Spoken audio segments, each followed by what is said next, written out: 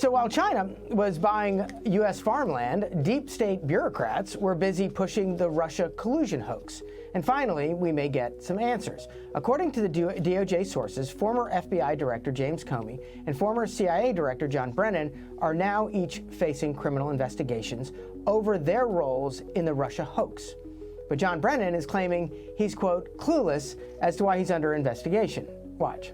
The people who actually worked this, both in terms of trying to collect intelligence prior to the election, and then the ones who put together the intelligence community assessment, they really, I think, showed the best of what the intelligence community and what CIA is made of. So, again, I am clueless about what it is exactly that they may be investigating me for.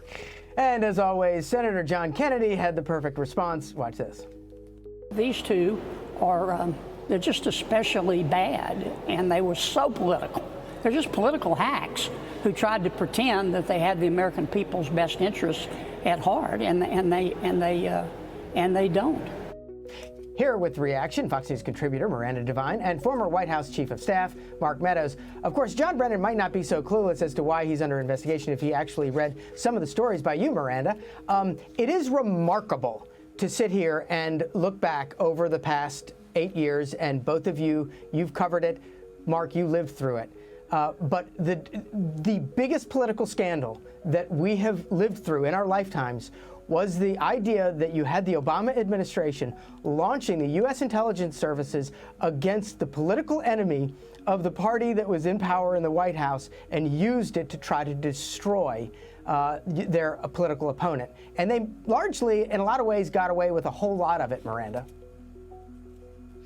Yes, that's right. And it wasn't just about doing down a political opponent before an election. It was about sabotaging President Trump's first presidency before he even got his feet under the Resolute desk. And it was successful because this cooked up assessment that included the discredited, as they all knew at the time, Steele dossier, preposterous document, was dressed up as if it was a real intelligence community assessment, driven, now we know, entirely by John Brennan, hand-picked analysts, and excluding the other 13 of the 17 intelligence agencies, and sidelining the National Intelligence Council, which normally oversees these assessments. So it was a bogus document from the start, and John Ratcliffe has now declassified and released this review, which includes emails from John Brennan, in which he's pushing back against the analysts, the career professionals in the organisation, who said, no, do not include the Steele dossier, you'll discredit the whole thing. And he said, my bottom line is I want it included. And, you know, now you see John Brennan complaining about leaks, and that really is rich coming from him. Indeed. Mark, Miranda's exactly right about that. Of course, so much of this effort was designed to undermine that first term. You saw all of it, first from the House, your perch in the House, and then also as Chief of Staff. How did those deep state efforts undermine Trump's first term?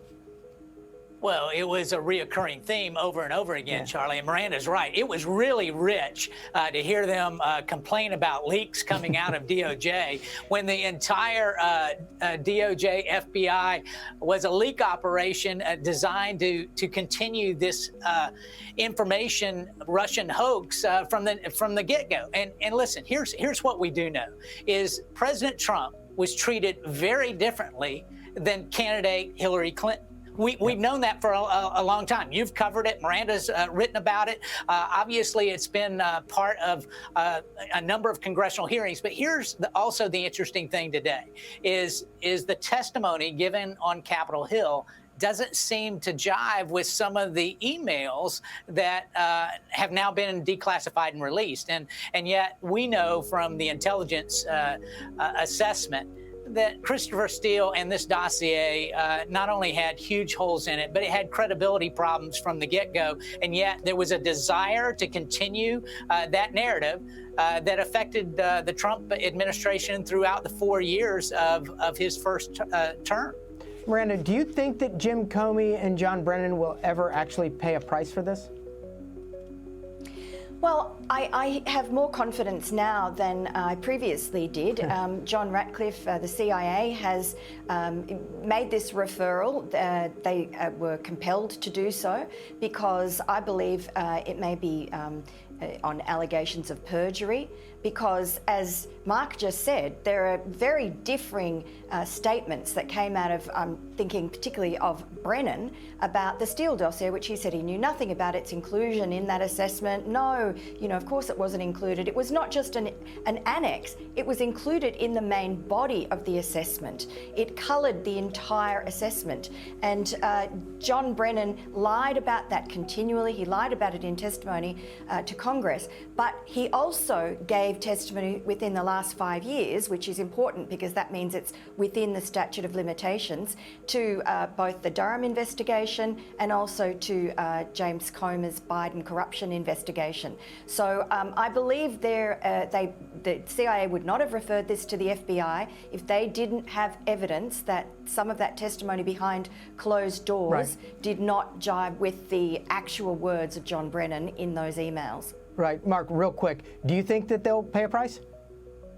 I'm doubtful. Obviously, we've seen this over and over again with the Durham investigation and a number of things, but I'm just doubtful that we'll have, hopefully what we'll see is changing where this never happens again to any sitting president or candidate. Yes, indeed. Miranda, Devine, Mark Meadows, thank you both for coming on.